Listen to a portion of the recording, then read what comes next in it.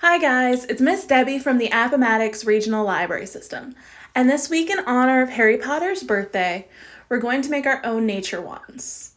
Start by finding a stick in your yard that's about a foot long or a little bit longer. And you want it to be relatively straight, although a few bends do keep it interesting and make it look more wand-like. So once you found your stick, go ahead and paint it any color you want and then start applying your accessories. So I chose to put feathers at the top of my stick, and then I wrapped it with some string to keep my feathers on and to make my wand super duper colorful. I chose a really cool fire theme for my wand, so I chose some reds, some oranges, and some yellows. So keep wrapping your feathers until they're safely attached to your wand. And once you have just a little bit of string left, if you like, you can go ahead and add some beads to your wand as well. So I chose to add different colored beads that stuck with the theme of my wand. So on my red, I put oranges, and to get the orange beads to stay on, what I did was I put the bead on and then I made an X over it twice with the yarn. So I put a bead on and then I went over it 2 more times, going across it both times to keep the bead in place. And then I moved on to my next color. And when I went on to my next color, instead of making a knot, I just went ahead and tied the 2 colors together.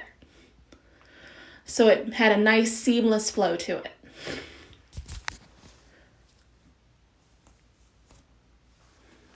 And I just repeated this process multiple times until I got to the end of my wand.